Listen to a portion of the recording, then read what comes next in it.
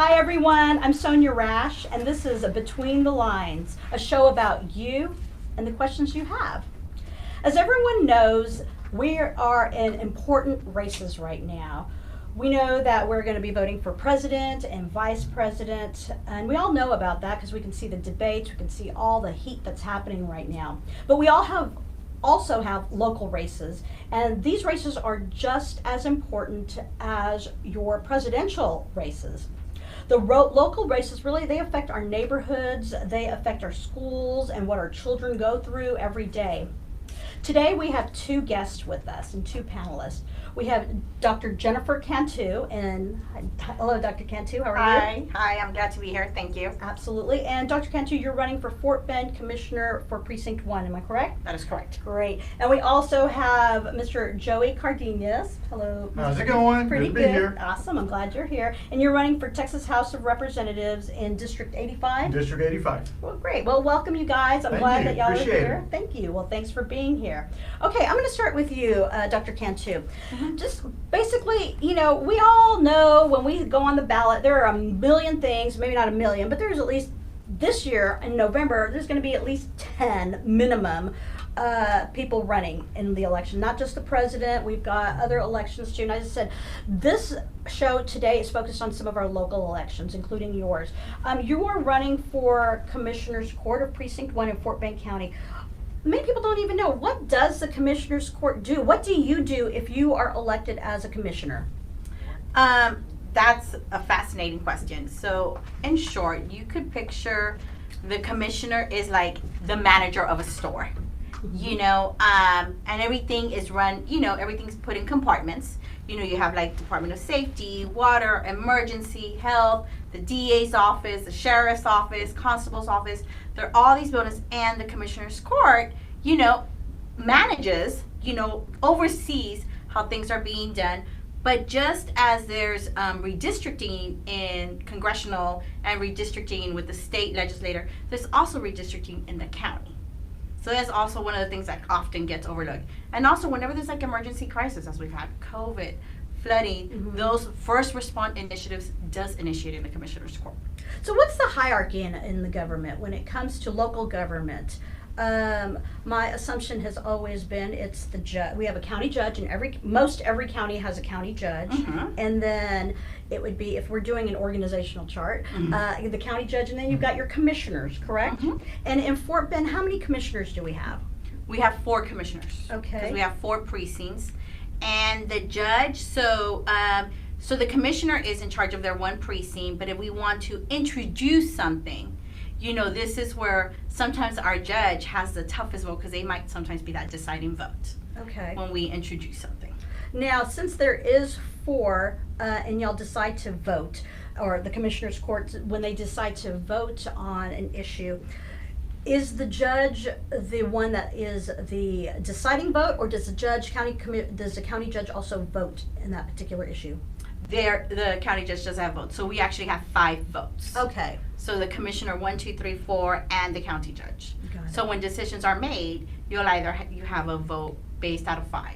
Got it. And I want to go, I think that we should also do a show one day about civics, because there are a lot of us out there that we wonder, we've got County Commissioner 1, you live in this precinct, and yet you're a different commissioner for that precinct. We've got, every neighborhood's broken down to a different precinct, and quite frankly, it gets very confusing for many of us when it comes to the numbers, the precincts.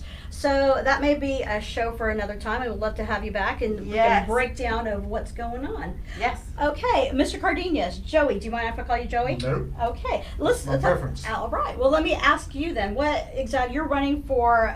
Texas House Representative, District 85. What does a House Representative do? So a House Representative represents a very specific geographic area. In this case, we're talking about Southwest Fort Bend County, all of Wharton County, and all of Jackson County. So I would go to Austin to represent the will of the people here in this area. So the will of the people would be made up of what are the issues and the concerns that are specific to this area: education, hospitals, colleges, universities, roads, access to markets, businesses, entrepreneurship. All those type of programs, I would go to Austin to make decisive decisions on, as well as introduce new bills that maybe would be beneficial to the entire state of Texas, and also to work with all my colleagues on both sides of the aisle to come up with these solutions that would better the future of Texas. Okay, nice. And I'm gonna go back and forth, if I may, Okay. with Jennifer and Dr. Cantu, excuse me, and you, Joey. Dr. Cantu, what are the qualities that you think you possess that you believe that you would be a successful candidate or a successful office holder? Successful commissioner. Exactly. I think I have, we all have amazing qualities, but one of my strengths and one of my qualities that I consider, one, as a physician, and I've been a director of a clinic, not only clinic, but from the private sector and the nonprofit sector, which is, you need to have those two points of views when you are dealing with a commissioner's court. And also I have firsthand experience as an intervention that goes to the community and sees patients, and I'm constantly out in the field. So I think to have that true hands-on experience, the commissioner needs to be out there, because what you see in the news or on social media is not always what's occurring. And the reality is that Precinct 1 does have issues that have no internet, so we need to find out what's going on. And it is these qualities to manage, I've had to do some fundraising for our local nonprofits. You have to be able to do a hierarchy of, not only do you need to find the best qualified individuals to work for you, but you need to have a good rubrics as to how are you going to make every department successful. And having done that, that makes me very unique, and more importantly, having a hands-on experience in the field also differentiates me from the incumbent. Okay. How many precincts? You said we have 4 precinct commissioners, correct?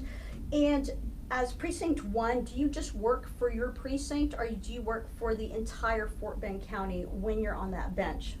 Okay, so that's like a double question. Sure. Because when you vote, so at the end of the day, you're representing your precinct, but you also have to look at the benefits of the entire county. For instance, COVID. As a commissioner, you're pushing for more testing, more access for health. But although you're pushing it for your precinct, you also have to consider all the precincts, because we do know, like, geographically, Precinct 1 is the largest, in terms of the mileage, the space that we have. But then we have Precinct 4, which is very, very dense, but has more of a higher resources when it comes to facilities. So that's when you build those partnerships with, like, hey, Commissioner from Precinct 4, can we use this facility? Can it do a mobile service into Precinct 1? So that's why it says like a 2, you're working for your precinct, because of course the needs of Precinct 1 might be very different to the needs of the entire county. But at the end of the day, as a commissioner, you want to make sure that it's benefiting all the residents of Fort Bend County. Got it. Okay. And what are some of the initiatives you think you would take, if you will? I've always said, as a physician, one of the biggest initiatives I would want to take would be a mobile health unit. We've taken some great strides in Fort Bend County. We do have Access Health, which is available for our residents here, but we also have a health desert. We have these medical deserts, these food deserts. So if you live in Kendleton, the closest clinic for you is a 20-minute drive. That 20-minute drive is the difference between life and death for some situations. But then you have not only access, but you have that transportation. We might have a great facility in Sugarland, but if you live in East Bernard, go towards the outskirts of Fort Bend, that's still a 30-minute drive. So I think the ability to bring these services to the community, that's one of my health initiatives, as well as, flooding is another major issue. I mean, we have a water erosion study that's coming to an end, and talk about identifying those locations that we do need to be more conservative in terms of what management we need to do in some areas. Okay. And I'm going to get back with you on this. I do want those issues that are important to her and to Fort Bend County, and specifically to Precinct 1, are also important to me. As their representative at the state, these are the type of issues, like flooding is a good one.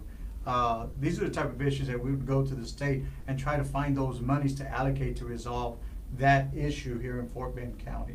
But just for your district? Yeah, yes, just for my Okay. district, and also throughout the state of Texas, to mitigate any type of natural disaster like that. So I would be in, for example, Wharton County, Fort Bend County.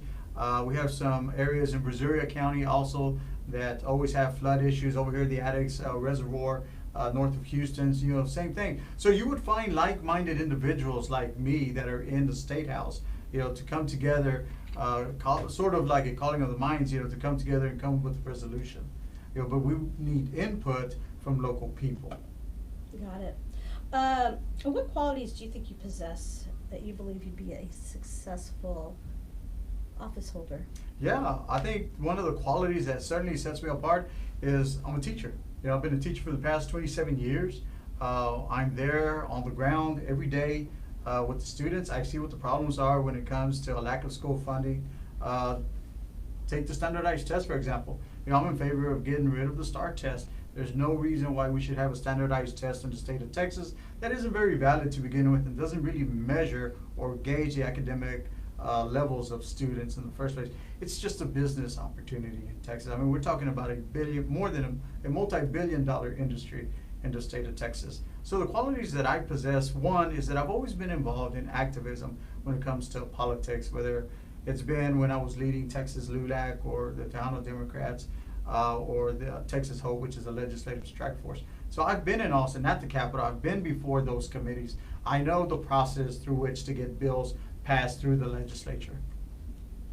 Okay, well, that's great, and I'm happy to hear that. What other type of activities have you done during your run? Not only your running, but also during your free time before you even decided to run? Mm-hmm.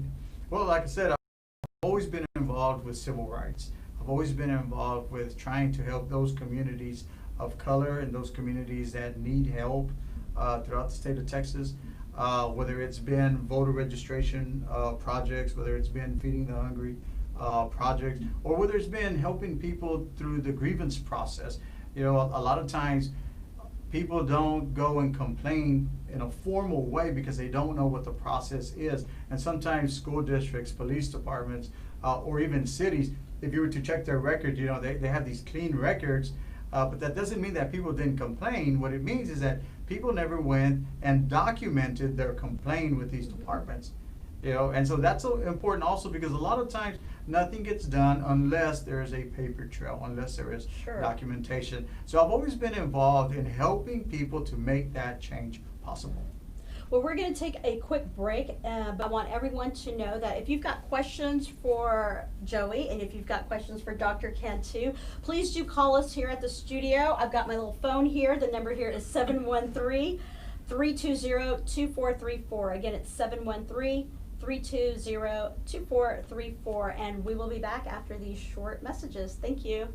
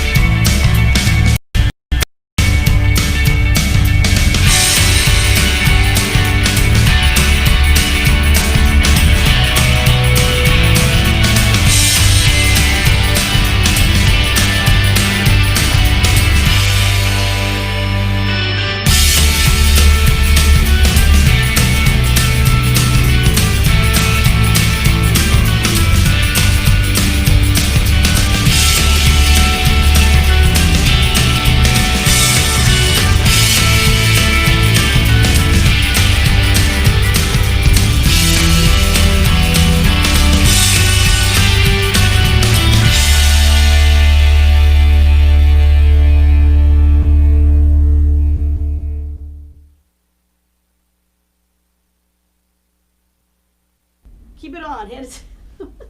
Are we on? Start You're with not Joey here. now. I was like, you start with Joey now, since you started. Yeah, we are, but. Oh, hi, everybody, and welcome back to Between the Lines with Sonia. Anyway, thanks for joining us. Before we left for a commercial, we were talking to Joey Cardenas. Joey is running for the Texas House of Rep District 85, which Yes, is in ma'am. November. We've got Dr. Jennifer Cantu. He is running for Fort Bend County Commissioner for Precinct 1. And you're also in Fort Bend County, so y'all are both going to be on the ballot. This is a down ballot. We want to make sure everyone goes all the way down. Y'all That's are right. both local Yes. candidates, That's right. right? And the ballot will be long. 28. 28 people? So Or 28 depending- pages. 28 races. 28 races. So plan to spend a little time at the voting polls, you know. Bring your masks, bring your gloves, bring, you know, whatever you feel comfortable with going into those Sanitizer. polls. Sanitizer, And that's if you correct. don't want to get off, they have curbside voting. How do people get that curbside voting? So you literally, so for instance, I'm just going to mention the Rosenberg Annex Sure. because that's where I live. The majority of the polling locations have a designated area that says curbside voting. Okay. And they mark it, you go, and they'll bring a machine to you. And as long as you have your ID and your voter You registration, say you mark it. What do you mean you mark they it? they have it marked. There's a Oh, designated. you just kind of pull your into time- that. You know when you go pick up your groceries Right. at Kroger's or Correct. HEB? You don't have to do anything in advance. Nothing in advance. All you need is your ID and your voter registration card. Right. Just the same process that would happen if you were inside will happen outside. So especially, let's say, I'm a single mom. I have my kids. I understand. Sometimes you just cannot get out of your vehicle. But guess what? There's curbside voting. Right. And it's always been available though. It's not a new thing. It's always been available. Got it. And I'm hoping that more people use it this time than ever, just because we are worried about COVID, and there are plenty of people who are worried about COVID, and we get that, and we all understand. So if you are, do curbside. Get to the votes. Either way, get to the ballots and Vote vote. early. Vote No early. excuses. No excuses. That's right. Okay, Joey. Well, we left off with you, and so I'm going to start with you too. All right. Why do you want to run for this office? I want to run for this office to make a difference. I know that sounds a little on the cliche side, but there are a lot of things that I'm coming down towards the end of my teaching career. I've been teaching for 27 years, and I think there's some things that we need to do in Texas. In my lifetime, I'd like to see fully funded brick and mortar public schools. I'd like to see an end to high stakes testing. I don't think that a student's life should be ruined just because they couldn't pass Sure. a single test that is not even valid. According to the 2005 figures, there were 15,000 students in the state of Texas that passed all of their classes. They passed their classes, but they didn't get a diploma because they could not pass those tests. Why couldn't they pass the test though? Well, there's a lot of factors to that. One is testing anxiety. Mhm. One, sometimes, the tests are not necessarily valid in the sense that what the teacher is teaching is not necessarily what's on the test. Also, there are many field questions that are on the test.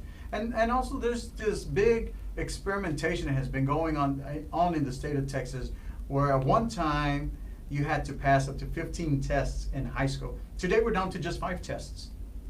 A student starting kindergarten will have to pass 22 state standardized tests by the time that they graduate. Again, it's a moneymaker. It doesn't match anything. It doesn't validate anything in terms of academics. All we need is a simple assessment test that gauges reading and writing. That's really where it's at. If you can't read, if you can't write, then that's the wholesale mark of, hey, we've got to do something about this, to get a student up to their reading level. Okay. Now, other than education, what do you think are some other important issues that? Yeah, you have redistricting. with? Redistricting is the biggest one. How can you have a state where 41% of the population is Latino, and yet we don't see that reflected in the representation in the state house? We don't see that reflected in the state senate. We don't see that reflected on boards throughout the state of Texas, on school boards, on hospital boards, on college boards. What's going on there? I've been part of redistricting litigation as a plaintiff. I've been involved for several years with this. We see what packing and cracking does, how our community is divided. In some cases, Congressional District Well, 23.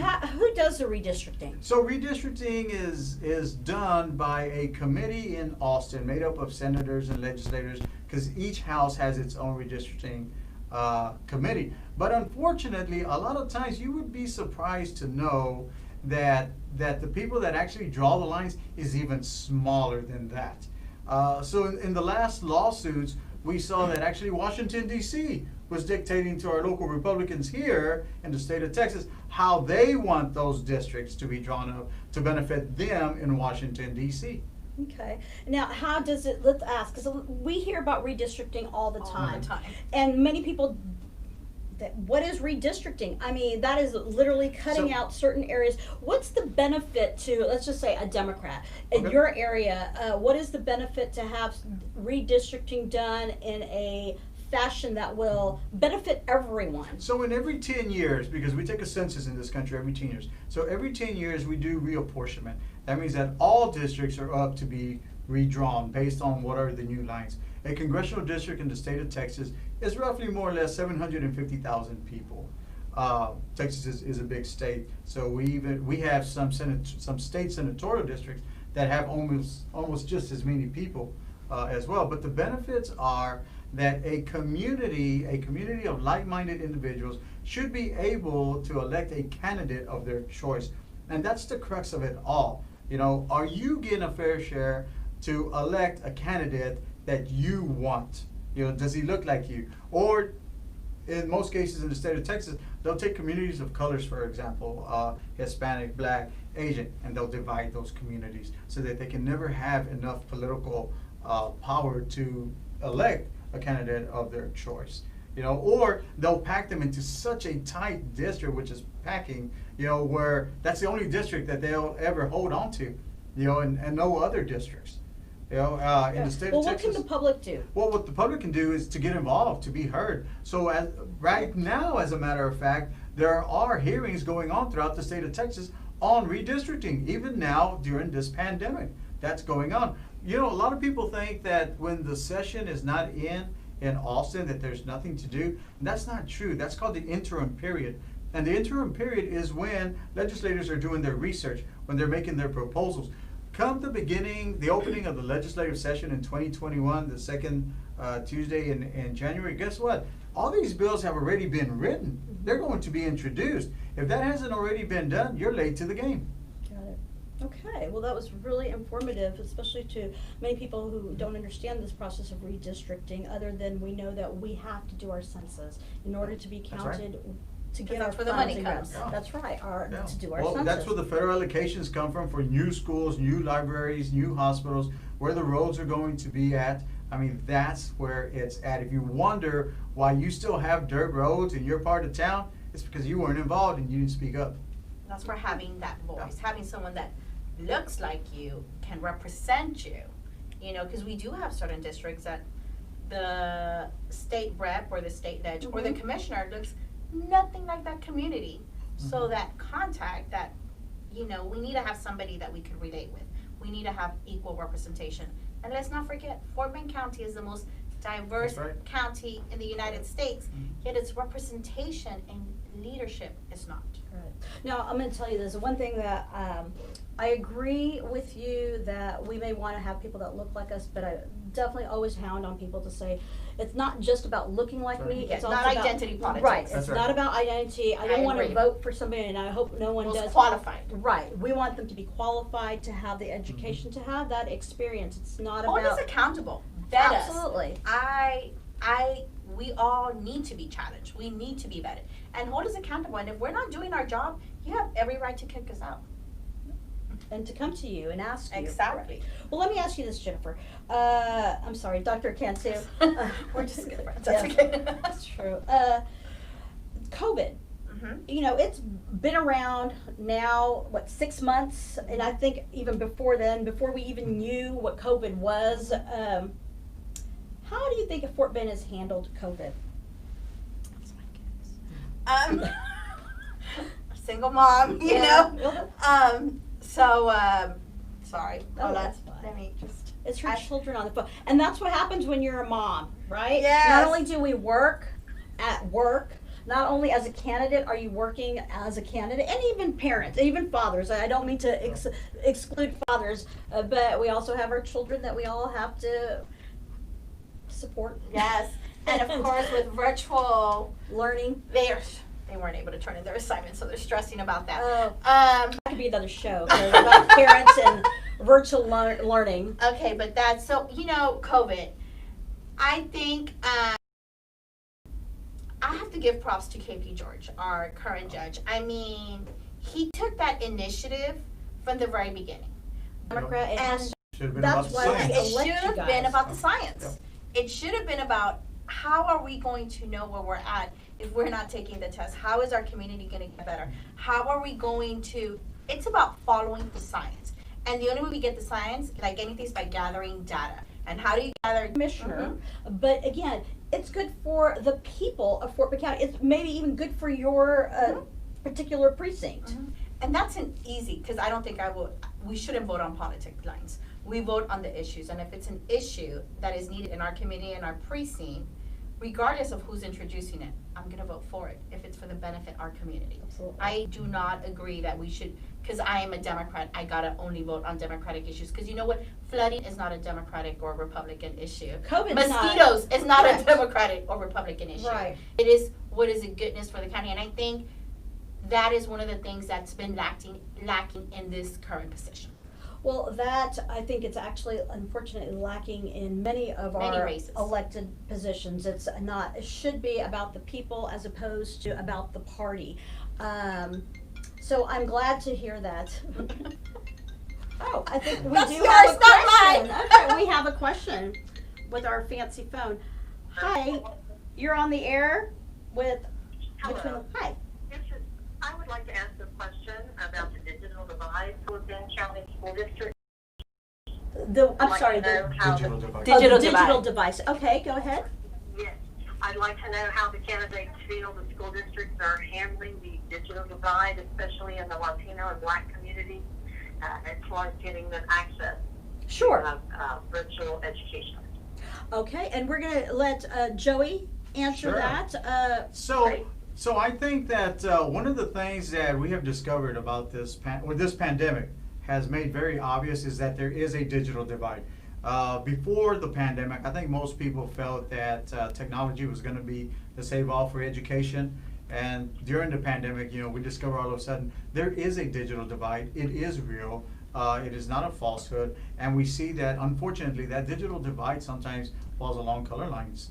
Tell us what a digital divide is for people who don't know. A digital divide is where some students have access to technology readily, while other students don't have access to technology readily. And we're not talking about cell phones. We're talking about hotspots, things that Internet access. So where they there's have- certain areas that are dead zones, Yeah. Okay. and they do tend to be in those primarily, people of color, like African Americans. Like you look into Fresno. Fresno's a dead zone. So you have these students that need to go to school, but they're doing virtual, and they have to drive to a McDonald's Sure. because Have they don't every to have day. or a internet public access. school. Or a public school. San Antonio got real creative, and they actually put hotspots in their buses, and then they sent them out to different And the buses neighborhoods. drive Oh, well, Yeah.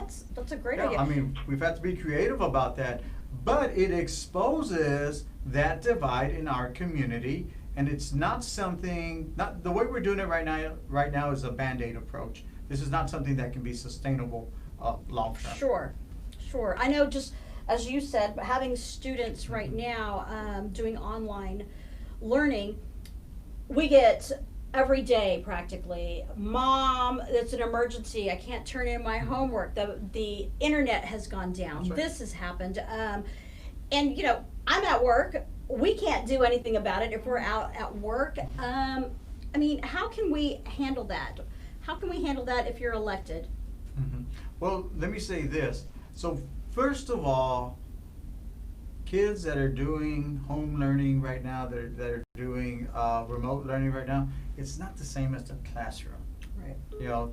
Classroom education is really where it's at. That's where the quality education is coming from. Right. So we want to get the students into the classroom as soon as possible, but we want to do it in a responsible way, in a way that's not going to compromise their health.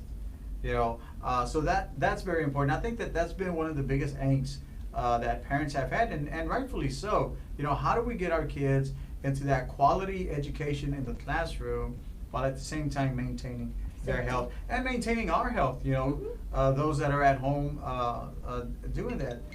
One of the solutions to the digital divide is to be sure that school districts are engaged in closing that gap. You know, Water School District, like I just mentioned San Antonio. San Antonio was creative enough to say, you know what, we're gonna put hotspots on our buses and send them out where we need them in our communities. You know, in those Right. communities that need them the Well, that most. could be That's creative. My school district bought a bunch of hotspots to give to each student with each computer that they took home. But that's not the Yeah. reality Right, for some right. districts. Let me go ahead and take this next Right. caller. Caller, you're on. We always have to market for, United States. But the state gives back to our communities, we're 48 and 49, which leaves this burden on our homeowners, their taxes to fund our public education, to fund for these gaps that we're witnessing that are very present. So as a commissioner, my first demand is to, put to work our state representative and be like, what are you gonna do? Like, our communities cannot continue to fund the education for the entire county. It's not possible. And because of that, we have so many people choosing not to buy a home because they're like, I can't afford it. So when I change the current tax, I think currently, right now, we've taken great initiatives to decrease them. And that's something that our current commissioner did. And the goal is to keep on that direction to lower the burden of costs for some of our homeowners. But I think the correct question that we need from our state legislative to actually fund us, to give us back, giving us nothing in return and saying there's nothing we could do. Oh, we're not gonna lower your taxes. Oh, you're right, the state leg is gonna say they're not gonna lower taxes, but who's gonna have to cover the burden? The county. And what does the county have to do? Raise the tax. This is why these local elections matter. Okay. Well, let me ask you, what experience with preparing or authorizing budgets do you have? That is one, I'm a co-founder of a women's clinic in another country, and having to budget has been something that I've always had to do. Most funding, you cannot anticipate, you can do a budget of today, but you have to do a budget of what am I gonna need 10 years from now? And that is something that I do on a daily basis. I work for, I'm an early intervention, as I stated, but this is funding that comes both federally and state. And every year, we have to work on a budget of how much funding are we gonna get? Because guess what? Although by law, every child should have access to intervention, the state legislature has decided to remove certain funds. And when they decide to move these certain funds, we, the stakeholders, have to then tell the people, guess what? I still need to provide services, but where am I gonna bring in those funds from? And this is something that I do on a daily basis. Got it. And we're about to take a break, but before we do, let me ask you this really quick question. What one part of county government would receive more attention if you are elected? I think it should be equal. Okay. But we have issues that are more prominent in certain areas. So for instance, when we come to those food deserts in terms of having access to nutritional food, not, heated food, but like nutritious fruits and vegetables, that's an issue that's more concerned to the Fresno Rochelle area. Well, now, is there a food desert because there's not enough quality grocery stores there? Yes, so the definition of a food desert is not quality to fruits and vegetables. So if you have a mama and a papa store, they can hold fruits like dairies, fruits, vegetables. It's not so much that there's not food, there's food, but there's fast food, not quality food. That is what defines what a food desert is. And we do have a food desert, because even if you live going towards outside of Fort Bend, towards, keep on going Highway 6, you're past Teal Run, you're entering that period, you actually have to drive into Sugar Land to go to the grocery store.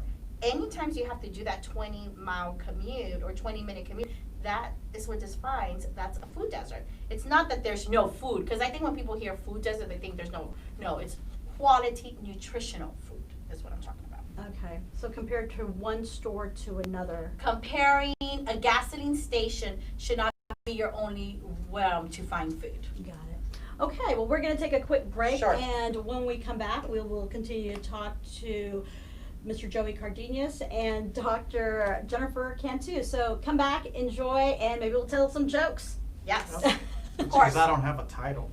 Yeah.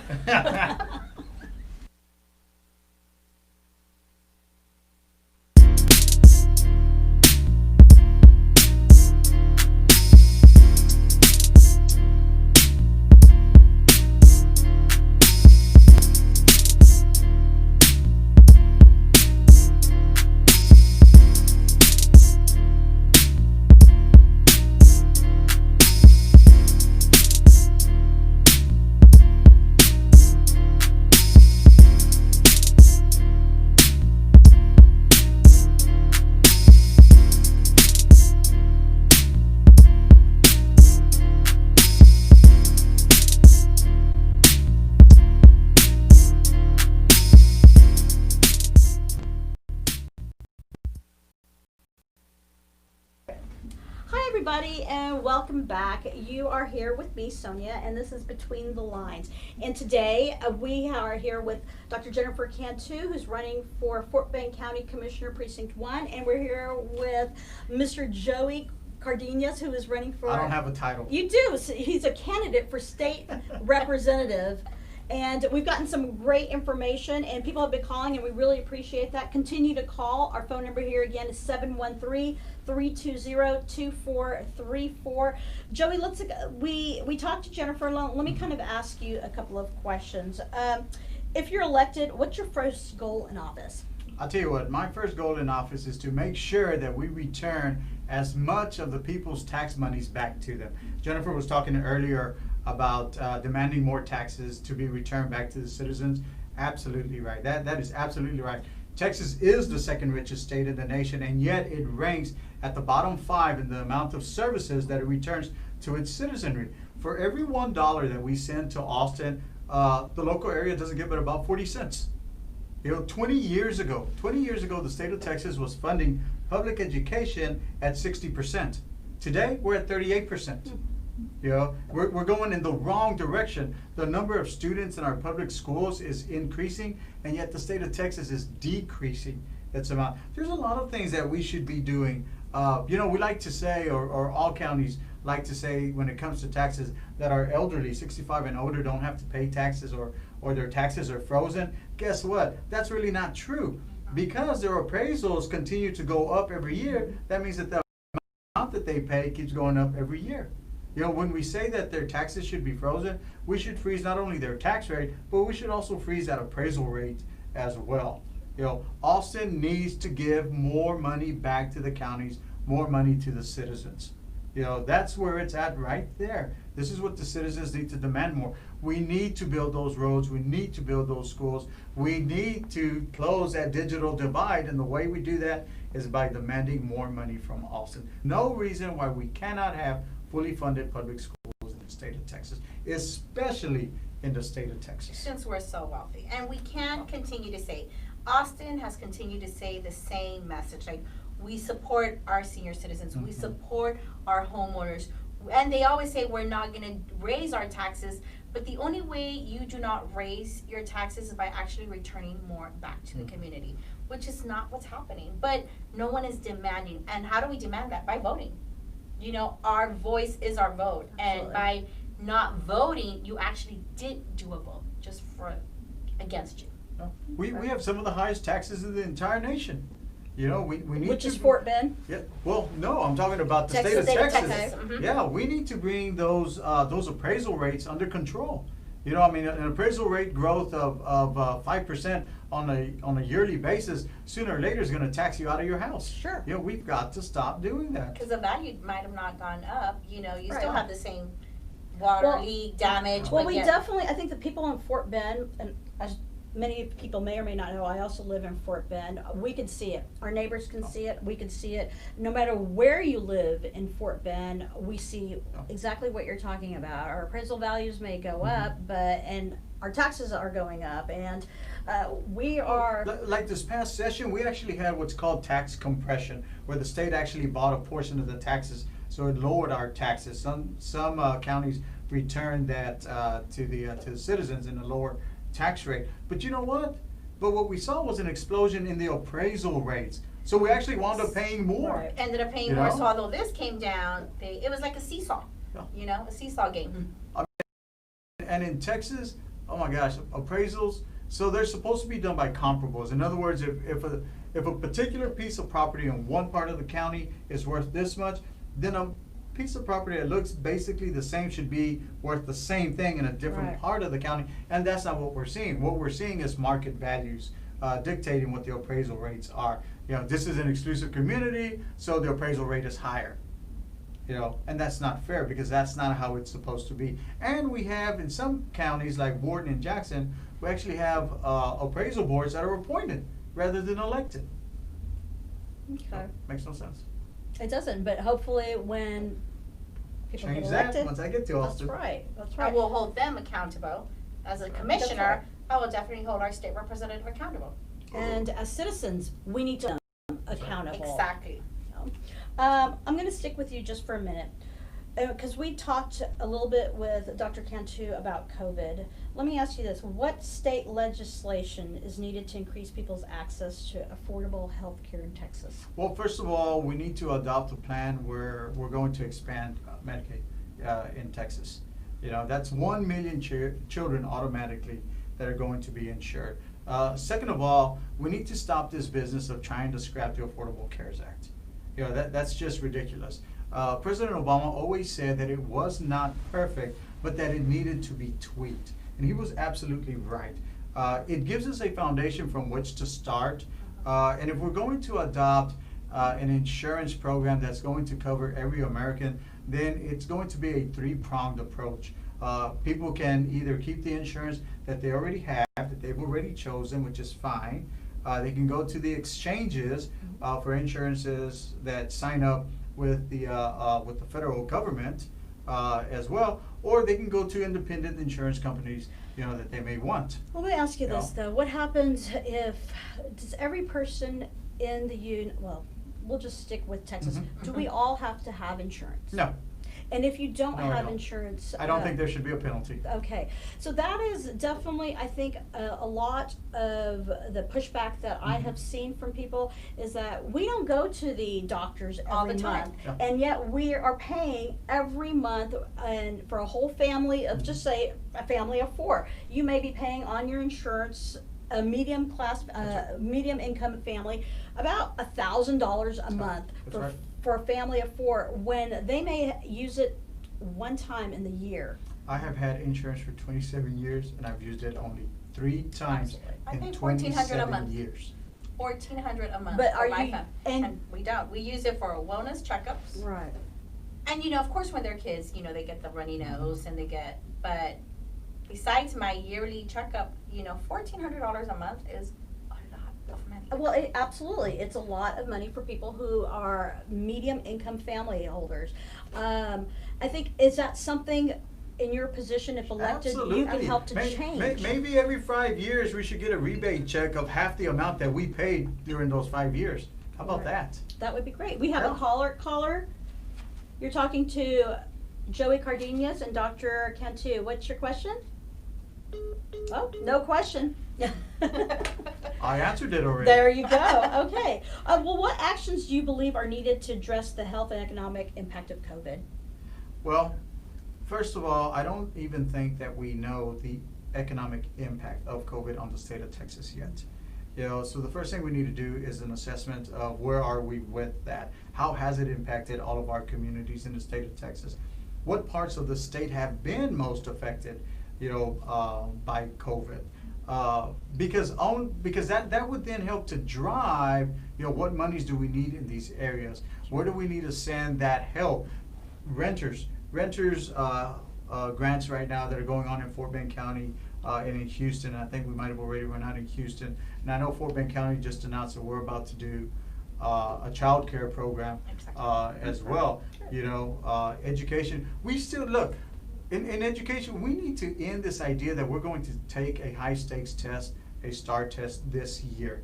That's the worst thing that our kids need right now. Their anxiety levels are up, and now we're going to tell them, hey, by the way, you still have to take the standardized test. Let's add to it. Yeah, Well- that's just crazy. So, in answer to your question, first of all, we need to assess how much has the pandemic cost us in terms of money, in terms of people's jobs, in terms of their own personal wealth that they have. You know, we don't even know where to start from, and that's where we Sure. need to start with, is where are we? Well, what can we do so we can address future issues like this? What would you suggest? Well, you know, luckily the state of Texas has what's called a rainy day fund. Mhm. You know, we actually have money set aside for emergencies. The problem with that is that unfortunately our state leaders, our current administration, you know, very rarely uses that money, even in the face of a pandemic. Even when we do have emergencies, when we have disasters, you know, they're fine with taking federal money, you know, and using federal dollars, you know, but when it comes to the state of Texas itself, you know, we have not been very good stewards of the finances of the state, and we have not used it very prudently where it needs to be used either. A good example, the CARES Act, the monies that came to the school districts as well, the state of Texas grabbed those monies and held on to those monies. You know, it's where, to the point that school districts have to apply from the state of Texas for technically money that's already been allocated to them by the federal government, only in Texas. And those resources, you know, to add from Joey, you know, the resources that the counties are providing, because, you know, the state is real quick to say, well, we're providing this. No, this is federal funds that were allocated to the state of Texas. So they're not going out of their way. They're not going out of the way, which is, so It's- this rainy day fund hasn't been touched. So these funds that are being used for COVID, for education, for closing some of these gaps, these funds is not something that Texas is giving. Because they're making, the messaging is that we are providing. No, these were federal funds that were allocated to the state of Texas. But just as Joey stated right now, these districts are having to petition, make a request for the money that was already allocated Which for they it, sh- which what they I'm saying. shouldn't. So they're hoarding the money. Got it. Well, I'm gonna skip around a little bit and ask you, Dr. Cantu, what actions would you take to address flooding and mobility in Fort Bend? Okay, so we are currently doing a water erosion study. Okay. And that study was implemented in 2018. You know, actually it was like January of 2019, you know, when the new elected officials came in. And that should be wrapped up November of this year. So one is, So it went from 18 all the way to. so it started on 20. January of 2019, Oh, you know, 19, and okay. then it's coming to an end. Okay. Which is wonderful good year. because we hadn't taken flooding seriously. Well, I'm surprised since we had. Exactly, we had Over Harvey, and over. Right. we've had, so if flooding is not a matter, That when Katy it, and Katy district that, Exactly. you know, really flooded hard when it came to Hey, Fort Bend County. absolutely, we had houses under, you know, houses that were completely under. So one of these things is that when this water erosion study gets completed, we could actually find the gaps. We will be able to now assess where those needs are, which is very important. Because, you know, doing things just because is, as Joey stated, it's a Band-Aid. We need to not just put Band-Aids. We need to physically address them. But we also, when we talk about flooding, we know the water, we know in certain neighborhoods, once the water hits like 50 feet, they're under. You know, so we need to talk about, well, is the water clean? Do we need we have these water debris. You know, these trees, so we had just the tropical storm maybe like, I don't know, maybe 3 weeks ago. And we have one now too. And we have one now. We still have the trees. If you were to go into precinct 1 and you were to go over the railroad tracks, which is primarily our black and brown communities, those trees are still on the side of the roads. Well, you know what concerns me the most is that not just that we have flooding, and we know it happens Yeah. because we have it almost every time an area gets flooded in Fort Bend County. Of course. Some area, even if it's not Harvey related, it's some Exactly. area that we have to be told, and maybe this is just for Harvey, that don't drink our water. Don't drink the water. And I feel like maybe that study will help to fix why can't we drink water after when we have these type of floodings? how has it affected our water when it comes to Mhm. flooding? And I know that seems like maybe a silly question, But it's not. You know, water comes down. So we know water's gravity. It's going to go Correct. from the high end. I mean, we've to got the grocery shops. As soon as you hear hurricane, people yeah. are running to the grocery store, buying up not just toilet paper, but all the water All the bottles. water. And I'm It's- wondering, how is that affecting our water? How is that affecting flushing the toilet, where we have to have a million You know, toilet papers? and because we need to constantly, one of the things that happens is that we're not cleaning our waters. You know, so if we have areas like the Brazos River, we have certain locations where the water is just rising, but it's not clean. Like, we need it physically, it needs to be getting clean. One of those things, it needs to be maintained clean. But if we're not addressing from where it comes, and we're just taking care of our little area, Sure. well, then nothing happens. This is where we have to build those collaborations with our other counties, you know, because the water was coming from Jackson County. Well, guess what? If we're cleaning it, but then we have officials from other counties that are not addressing it, then we're gonna have this repeated cycle. And the reason, I mean, repeating the same thing and expecting something new is insanity. Absolutely. You know, and I think we need to stop the cycle. And the only way these cycle stops is we have to be able to work with everybody. Absolutely. Not the politics. Not But the the science. politics, but the science. Absolutely. And I mean, both of y'all have actually said Mhm. something that I can truly understand, and many people can understand, that when you're in government, it should never be, again, about the politics, and it should never be about whether you're Democrat or Republican. Some of these positions, some of them, should be nonpartisan, because you're representing people as a whole. You're That's not right. representing Yes, individuals as a Republican or a Democrat. So I commend you for stating that, you know, these are nonpartisan issues, and we shouldn't play with people's lives like this.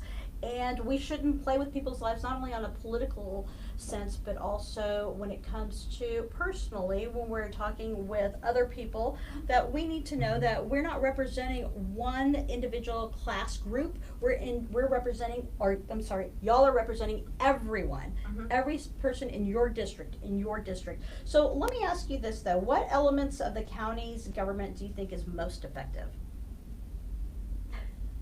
Really? I mean, you know, Fort Bend County, it's a great county. I Yes. live in it. I think we all Yeah, we all in live Fort in Bend it. County. There's a lot for us to do. Our kids are all growing up there. But I mean, what do you find? You know, this is a great Can I place take to this live. one? Sure. Let me say this, you know, because this is a good example, and I'm gonna talk about KP George.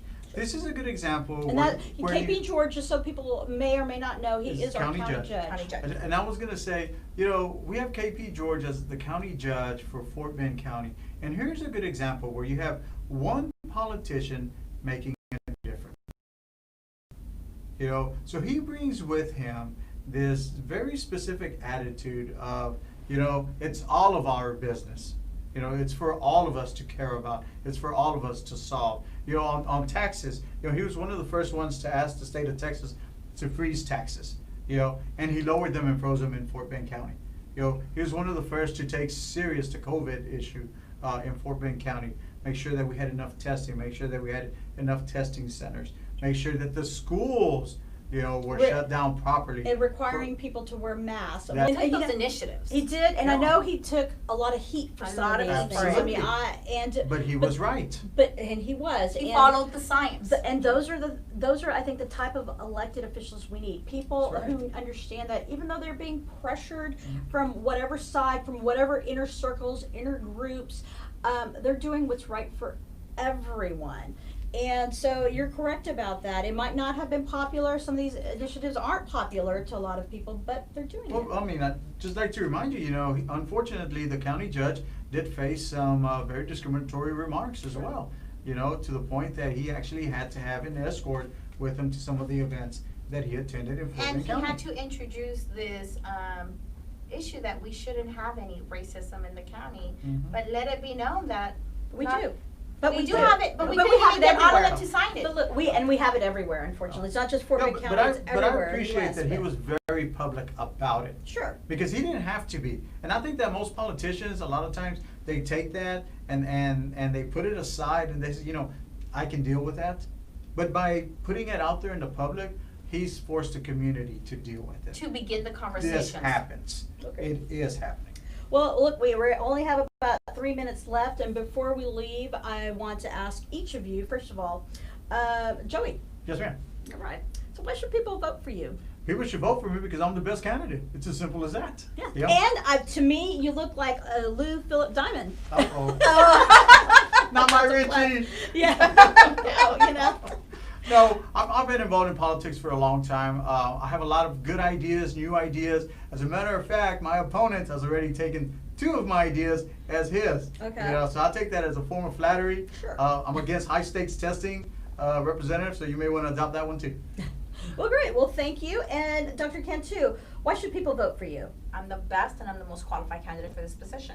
You know, I made it very clear that we need to work with everyone in our community, not speak to just Democratic or Republican, but our community's issue is everyone's issue. And the only way that could be addressed is by not providing seats to everyone at the table. And that's something I want to do. Okay, well, great. Now, before we sign off, I want either Dr. Cantu or Mr. Cardenas to tell us when early voting is and when election is. Now, y'all are both on the Democratic side. Yes. But I want everyone to know, I want you to get out to vote, whether you're a Republican or a Democrat. We will, if any Republicans would like to come on the show too, we more than welcome them. Of course. I did reach out to Commissioner Morales. Unfortunately, he did have a prior engagement on this day. I'm more than happy to have both sides, because that's what this is about, a discussion. It's about knowing your candidates. And so I want to say thank you Well, all for thank coming you. on here. I really appreciate So it. early voting? Go Yeah, ahead. I'm sorry. Go ahead. October 13th through the 30th, but from 7 to 7, except in Fort Bend County, the last 3 days, you know, our Commissioners Court have extended to 9 p.m. Election Day is November 3rd, and our motto has been do not stop at the top, but vote the entire ticket, because as we stated, our policies, your local elections, we're at the bottom of the ballot. You know, we are 26, 27, and 28. Got it. Well, thank you so much for joining us today, and we will see you next week with Between the Lines with Sonia. Thanks.